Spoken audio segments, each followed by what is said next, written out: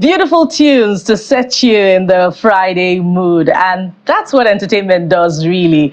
It's reminiscent of what our last guest said when he beat his chest to say, look, it's Nollywood that has projected Nigeria on the international scene. Speaking of projecting Nigeria positively, one individual that is doing that is our next guest, who is a singer, songwriter, and a culture enthusiast.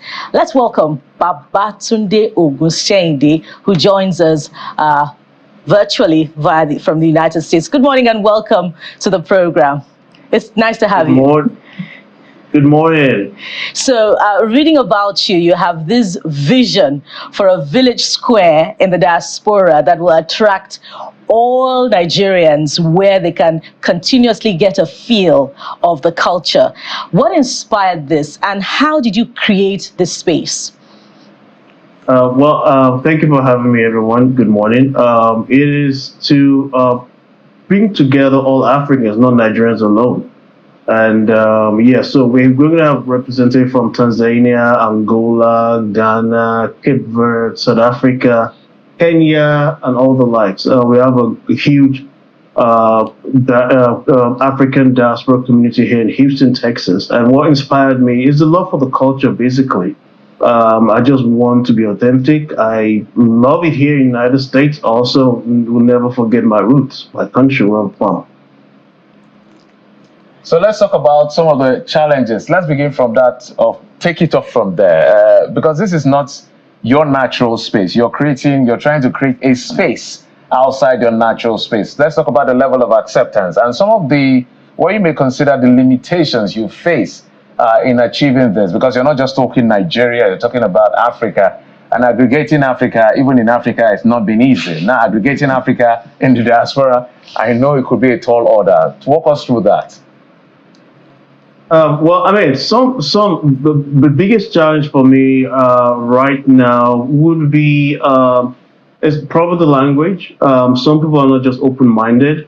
Also, I do live music. I do what people like to categorize as world music. Right now, Nigerian music is taking different turns. It's not Afrobeat.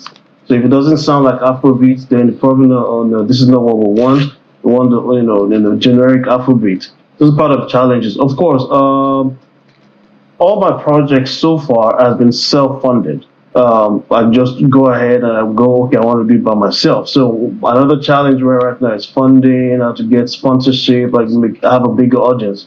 But with consistency, we've been able to keep it going. And then we played and performed at different stages. And we hope to just keep it going that way.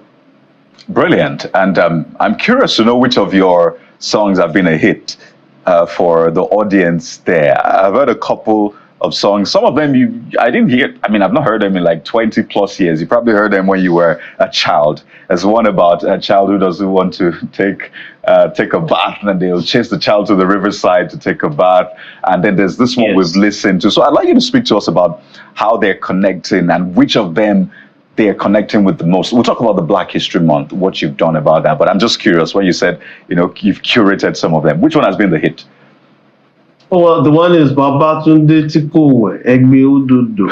It's, a child, or anyone that doesn't take a shower, take the river. I mean, I wish I wrote that song, but it's a folk song. I don't even know the original rights of that song. It's become a public domain, as I say. But when I engage with the audience and I explain to them, then they start to poke jabs at each other, and people now to suggest who to sing for, whose name for me to call. So yeah, that has been a hit. I must say. And it speaks to just how deep the folk songs are. It's not just music for you to move to. It's music that sends a message home. I mean, the song still haunts me till date. Each time I'm lethargic to take a bath, I remember the song and like, you have to take your bath. And it just speaks to how rich the African culture is. Everything from the fashion to the music to even the proverbs, they have a message that goes with them. So how much have you been able to also bring that to bear? Yes, people are listening to the music, people are seeing the art, because you also curate as well. How much have you been able to bring that out to now show that this is what the African culture is actually about. We're not just about colors. The colors mean something, the songs mean something, and the rest. Oh yes, like I say, the story. Every culture has the good side and bad side of it, and people come to me as a Nigerian to project the negative side of Nigerians, and I, try and take in the ones that I know that are true, but the ones that I know that I can share with other people. I use the opportunity to let them know. The outfits, it's just always a hit for me. I don't go anywhere without my fila, and then people see my fila and that gets them really curious. Okay, where you from? Let me guess where you're from. You're obviously from Africa. Tell me more about where you're from. I'll tell you a quick story. There was one time I went to an event without my fila, and I passed through someone that I already knew, and she went, "Oh, you look familiar." I said, "Yes, me." I mentioned my name. Said, "Oh, all right, you're the guy that always wear your fila. You're not wearing your fila today. I couldn't recognize you." It wasn't easy to do because I always stick out I always look like a Christmas tree everywhere I go. But I keep doing it, and that has opened doors for me, I must say. With the Black History Month, curating Black History Month, and speaking at events and talking about our culture. And Houston, as it is right now, it's a huge city, and there's a diversity of the different cultures: the African culture, Indian, Asian, of course, India's Asian culture, and all the rest. So it is an opportunity for me and for us and the rest of the team to highlight our culture and just have a good time expressing it ourselves. Yeah, and I'm quite fascinated by that song that Cardi highlighted and the one that we listened to earlier on. Reminds me of my days in the theater group when we used to do those folk songs. I'm going to talk more about that, but let's get some more feel of what you're doing, through one of your songs, and then we'll be right back.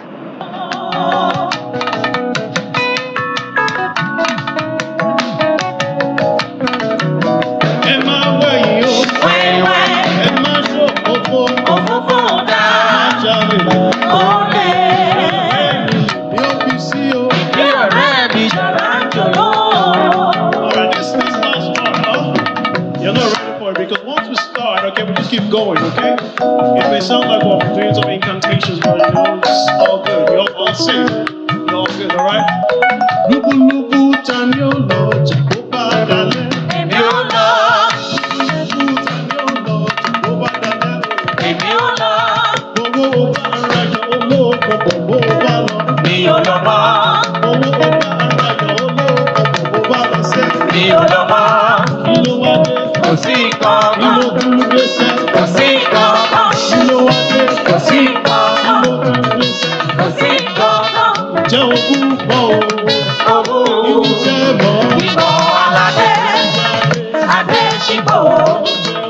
True confession. So some of us are new generation Yoruba, so we cannot do a total translation of what that song actually means, but partial translation. So, part of it is trying to say that you shouldn't tell on others, that gossip is not good. I'm going to leave Babatunde to do all of that.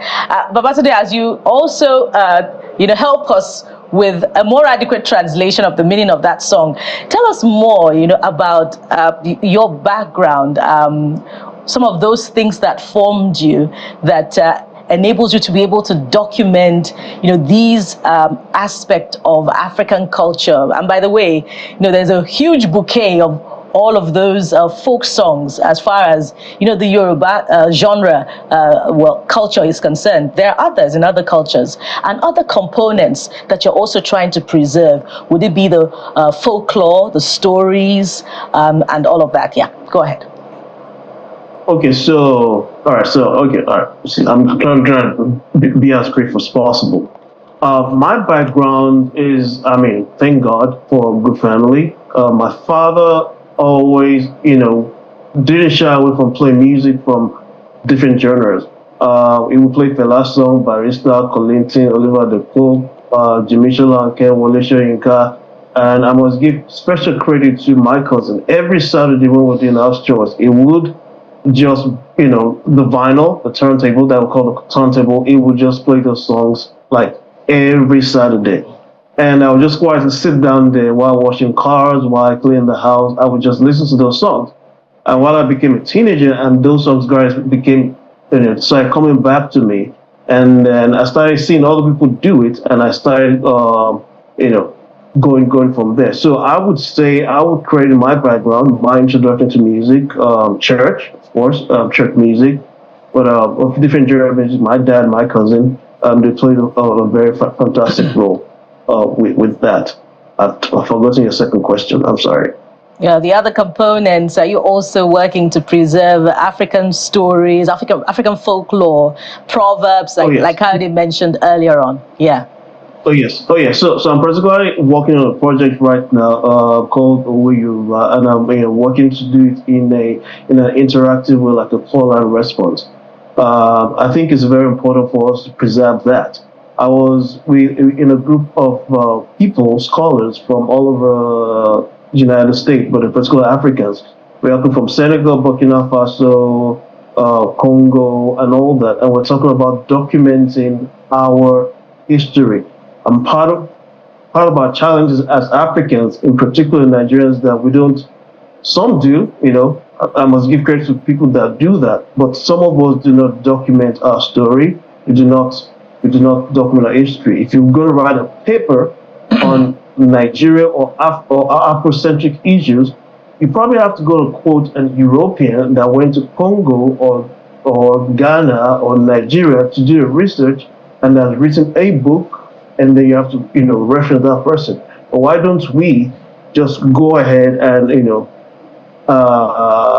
document our story? So that's what I'm trying to do right now. I'm doing the audio documentary of Owe Yoruba, and I'm trying to do it in an interactive way, of course, making events and concerts and festivals like the Village Square.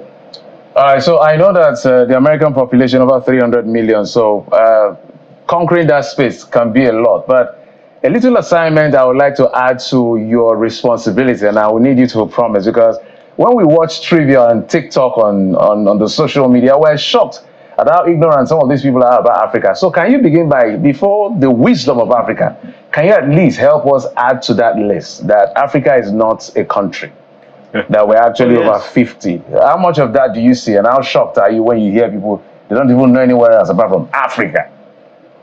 Oh yes, I get it a lot. When I always like to engage people in conversations, and when they speak, especially when they don't have the American accent, I go, "Let me guess where you're from. Are you from Belarus? You're from Iran, and all that?" And I go, "Guess where I'm from?" I say, "You're from Africa." I say, "Yes, I'm from Africa, but what country?" I say, "Oh, Africa." Yeah, Africa has over 50 countries. Correct me if I'm wrong. And so yes, I get challenges like that. Even African Americans that are willing to go back to the continent do not know many African countries. They know Ghana and Nigeria and maybe Egypt. So Right. so those are the three major countries they mentioned to me. Right. So there's an opportunity for me to tell them more about Africa. Absolutely. On a final note, as we wind out, do you miss home? Do you still have your ears to the ground?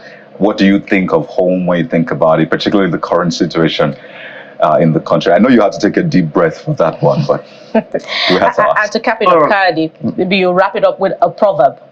Yeah, a proverb. Okay. Let me do the proverb first, and I'll finish up. Okay. I usually use the Tomo Deba Lasho Biagba, Lakisa Biagba. Do you want me to interpret that for you? Absolutely. Oh wow. Okay, I'll do the best of my luck. It's always very hard to do though. So Deba Lasho Biagba. I mean, literally, if a child has good clothing, like an elderly person, the child can never have rags like an elderly person. So that means that, in my interpretation, is that over the years, elderly people have wisdom and experiences that the child or younger person doesn't have yet. So that's interpretation. So yes, I mean some kind. I wish I'm in the. I wish I'm live in. I wish I'm live in the studio with you all, and I'll do my best to, contribute my own quota as much as I can. I'll be home as soon as I can. Possible. And your first stop will be the morning brief on Channels Television. Thank you so much, Babatunde Oguseibe, singer, songwriter, and culture enthusiast, preserving African culture in Houston, Texas. Also, an educationist. Interesting. Yeah. Thank you very much.